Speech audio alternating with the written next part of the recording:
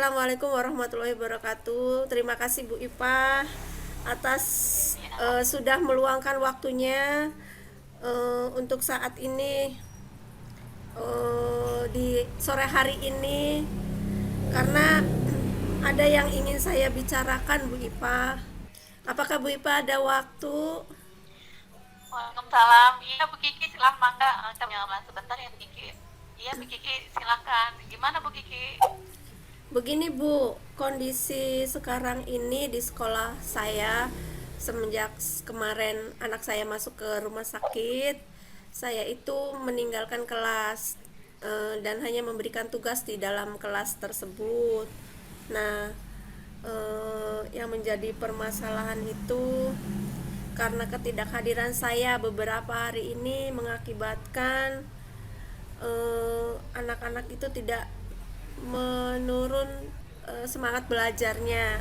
Eh, Dilihat itu ketika saya masuk pada minggu berikutnya, laporan hasil tugas yang saya berikan itu tidak dikumpulkan atau dalam hal ini berdampak pada keaktifan siswa di dalam kelas itu menurun Bu Ipa. Jadi itu sih yang saya ingin sampaikan, yang saya ingin obrolkan pada sore hari ini Bu Ipa. Oh, gitu ya, Bu Kiki. Jadi, murid-murid Ibu enggan belajar ya di sekolah karena pada saat itu, karena berhalangan ya, Bu Kiki ya. Selain itu ada lagi, Bu Kiki? Iya, iya Bu Ipa. Saat ini saya mencoba mengumpulkan tugas dengan cara melalui grup WA. Terus itu kurang ada respon ya Bu. Ya. Jadi kemungkinan murid-murid itu terkendala dengan handphone atau mungkin dengan sinyal, terkadang menyebabkan motivasi siswa itu menjadi menurun. Oh, begitu ya, Bu ya. Dari obrolan ini, apa yang ingin Ibu dapatkan? Yang saya ingin dapatkan itu karena saya ingin murid-murid saya ini memberikan tugas, menjalankan atau mengerjakan tugas yang saya berikan. Saya ingin anak-anak itu memiliki motivasi belajar yang tinggi. Tidak ada gurunya di dalam kelas, maka anak-anak itu tetap mengerjakan tugasnya, tetap belajar di dalam kelas. Oh, iya, iya. Ya, Bu Kiki, berarti harapannya ingin murid-murid Ibu tetap belajar meskipun tidak ditemani oleh Ibu pada saat itu. Gitu ya, Bu ya? Iya, Bu Ipa, betul. Iya, supaya motivasi belajarnya tetap tinggi, supaya dapat mengerjakan tugas dan mengumpulkan tugas yang diberikan oleh guru. Jangan sampai tingkat kehadiran dan pemahaman dari materi yang telah diberikan atau materi yang diajarkan pada hari itu menjadi tertinggal dari murid yang lainnya, murid yang mengerjakan. Seperti itu Bu Ipa. Iya, iya, iya, iya. Oke. Nah, kalau dari pengamatan Ibu sendiri, murid yang dikatakan memiliki motivasi belajar itu yang seperti apa sih, Bu? Motivasi belajar itu apabila mereka itu memiliki keaktifan merespon baik di grup WhatsApp maupun ketika gurunya datang dalam pertemuan kemudian 1 minggu kemudian. Terus anak-anak itu mau bekerja atau mau mengerjakan tugas yang diberikan oleh gurunya walaupun guru tersebut berhalangan hadir di dalam kelas Bu. Begitu ya, Bu ya.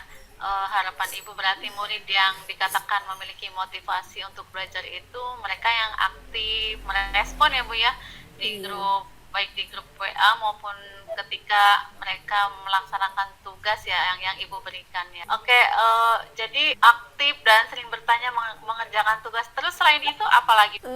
Mungkin mereka memiliki catatan kali ya Bu ya, memiliki catatan materi di bukunya, sehingga ketika ada pertanyaan-pertanyaan dari guru, mereka itu bisa menjawab walaupun belajar mandiri. Oh, oke. Nah, jadi ada 4 tadi ciri yang Ibu sebutkan ya. Aktif, terus bertanya, terus mengerjakan tugas dan mencatat materi ya. Yang idealnya seperti itu tah, Bu. Iya, ya yang saya harapkan seperti itu Bu. Nah, kalau yang ideal itu ada di angka 10 misalnya ya. Nah, sekarang murid Bu Kiki yang mengerjakan tugas dari angka 1 sampai 10 berada di angka berapa yang pencapaian tujuan motivasi belajar tadi tercapai? Beragam sih Bu. Kalau di rata-rata mungkin di atas angka 5. Bingung juga sih karena ada yang mengerjakan dan ada yang juga tidak mengerjakan. Oh, posisinya ada di angka 5 ya Bu ya. Kendalanya apa Bu? Kenapa angkanya 5? Mungkin karena faktor teman yang tidak mengerjakan, atau juga karena melihat teman yang mengerjakan juga berpengaruh ya Bu ya. Mungkin karena ada dari teman yang bermain di dalam kelas sehingga membuat konsentrasi dari temannya itu ikut bermain. Mungkin yang lainnya mungkin terkena kendala dari sinyal mungkin Bu, atau kendala handphone juga, kemungkinan itu. Iya ya Bu ya, ternyata banyak juga tantangannya ya Bu ya. Oke, nah Ibu sendiri kalau di angka 10 sepertinya agak susah lah Bu ya. Kalau Bu Kiki yang ingin lihat dari murid-muridnya berada di level berapa untuk motivasi belajar tadi? Dengan kondisi seperti itu, keinginannya sih di angka 8 itu sudah baik ya Bu ya. Apa yang bisa Ibu lakukan untuk mencapai angka 8? Sebenarnya itu yang saya pikirkan Bu. Kalau dari pengamatan Ibu, rencananya murid-murid Ibu ingin diperlakukan seperti apa saat belajar supaya termotivasi untuk belajar secara aktif, mencatat maupun mengerjakan? Kalau dari pengamatan saya, mungkin ada guru yang mendampingi saat mereka belajar ketika guru mapelnya berhalangan hadir, atau ketika saya meninggalkan kelas dan hanya menurunkan tugas di kelas saya karena saya ada kepentingan lain di luar. Bentuknya mungkin bisa berkelompok dan dalam mengerjakan tugasnya itu. Oh, jadi menurut Ibu perlu ada guru pendamping gitu Bu? Iya, saya perlu guru pendamping yang tugasnya menemani belajar murid. Kemudian tugas yang saya berikan dikumpulkan oleh guru tersebut, guru yang mendampingi kelas saya. Oh gitu ya. Kemungkinan yang dapat Ibu lakukan dalam waktu dekat ini apa Bu? Meminta guru piket dan guru BK untuk berkoordinasi dan untuk membahas guru pendamping belajar. Ada guru ataupun saya yang tidak bisa masuk kelas karena menjaga anak saya yang lagi sakit gitu loh Bu.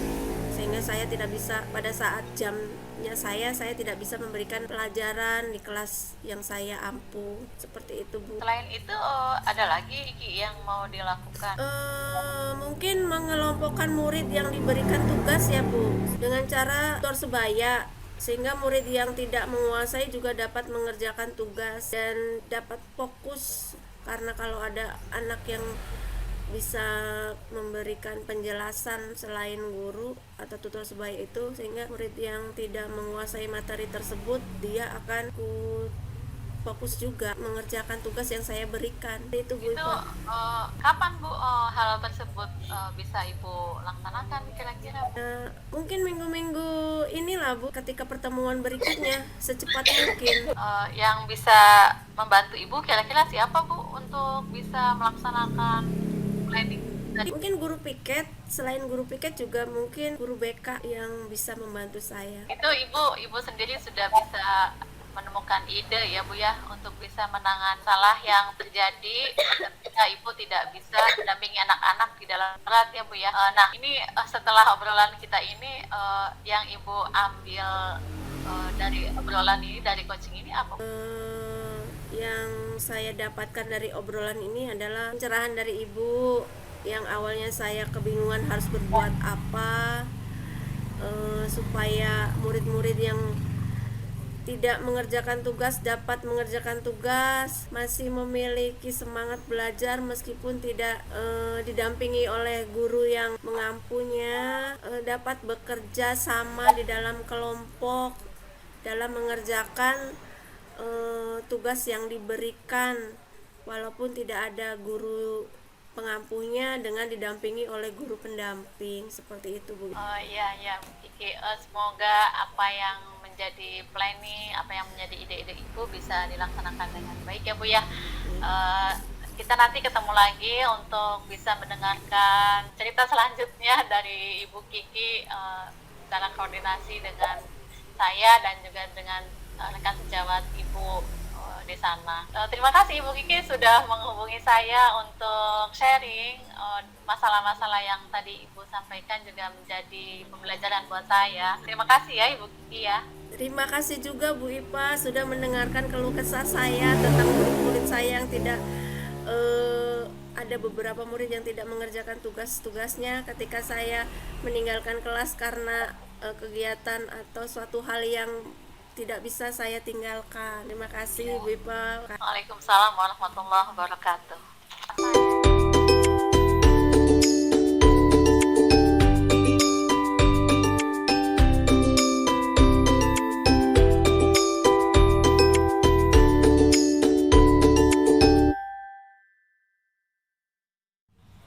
Ibu Kiki sehat?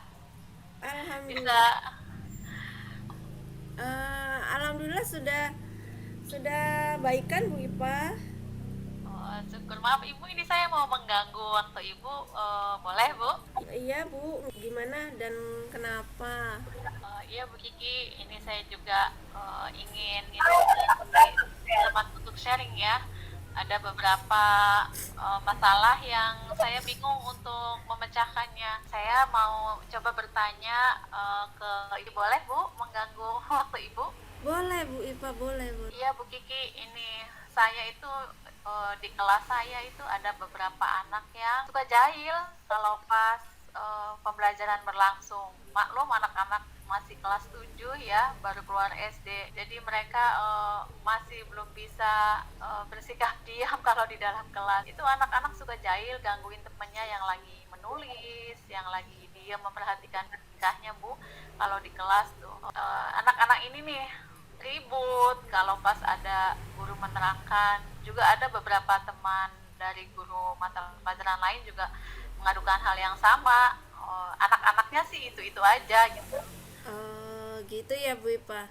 Terus apakah Bu Ipa sudah mencari apa penyebab anak tersebut suka jahil dan mengganggu temannya Bu Ipa? Iya sih Bu Kiki, saya juga coba perhatikan seperti anak-anak tersebut kayaknya tuh cari perhatian, intinya mas seperti itu. Anaknya caper ya, cari perhatian kepada gurunya gitu, sehingga mereka tidak bisa diam kalau di dalam kelas, dan kayaknya kurang memahami betul nilai-nilai kebajikan tentang sikap hormati dan juga sikap menghargai antar teman. Seperti itu ya Bu Ipa.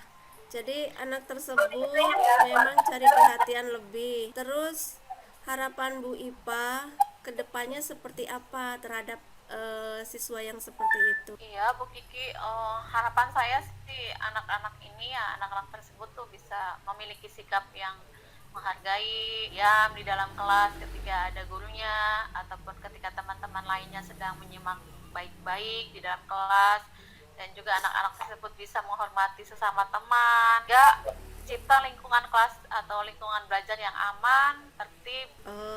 Begitu ya Bu Ipa. Nah, karena tadi Bu Ipa sudah tahu faktor-faktor penyebabnya, terus kira-kira apa kekuatan yang Ibu miliki untuk menangani masalah tersebut? Saya coba melakukan pendekatan Bu Kiki. Tentunya pendekatan tidak sekali ya. Saya beberapa kali juga melakukan pendekatan, ngobrol sama anaknya gitu. Kemudian juga saya akan melakukan panggilan orang tua anak tersebut gitu, untuk menjalin komunikasi supaya orang tua di rumahnya juga memahami bahwa anaknya kalau di kelas memiliki kelebihan seperti itu. Berarti komunikasi yang positif ya Bu Ipa ya dengan orang tua. Itu langkah-langkah yang Bu Ipa lakukan sudah baik dan bagus Bu. Lantas harapan Ibu setelah melakukan langkah-langkah tersebut bagaimana Bu? Iya Bu Kiki, harapan saya sih anak-anak nih memiliki kesadaran implisit ya, yang timbul dari dirinya sendiri, agar mereka berhenti membuat kegaduhan dan juga mengganggu teman-temannya kalau di dalam kelas gitu Bu Kiki. Iya Bu Ipa, luar biasa. Terus komitmen Ibu atas rencana yang akan Ibu lakukan ini yang seperti apa? Saya akan konsisten Bu, melakukan pendekatan pada anak-anak tersebut ya, sambil ngobrol juga sesekali mereka panggil untuk saya gali juga, dan juga saya mencari atau observasi sama teman-teman yang lain, menanyakan apakah sudah ada perubahan apa belum, gitu Bu Kiki. Iya, baik. Terus yang akan Ibu Ipa libatkan siapa saja ya dalam melakukan pendekatan ini? Ya pastinya orang tua murid ya Bu, wali murid. Kemudian juga saya akan melakukan koordinasi dengan guru BK, juga dengan kepala sekolah, sehingga bisa menangani masalah-masalah tersebut secara kolaborasi dengan yang lainnya. Gitu Bu Kiki. Oh iya iya Bu Ipa, itu sudah langkah yang tepat sekali. Semoga Ibu bisa jalankan dengan konsisten ya Bu ya, apa yang sudah Ibu rencanakan, dan semoga berhasil. Ya Bu Kiki, terima kasih Bu Kiki. Ini saya sedikit lega dengan sharing masalah saya kepada Bu Kiki. Uh, Insya Allah saya akan berupaya terus konsisten untuk bisa mengubah anak-anak tersebut menjadi anak-anak yang memahami nilai-nilai kebajikan dan juga mengubah sikapnya kalau di dalam keluarga. Bu Kiki, terima kasih ya Terima kasih, waktunya. sama-sama Bu Ipa. Sehat-sehat ya Ibu. Ya. Ya Ibu, terima kasih ya. Assalamualaikum warahmatullahi Waalaikumsalam. wabarakatuh. Waalaikumsalam warahmatullahi wabarakatuh.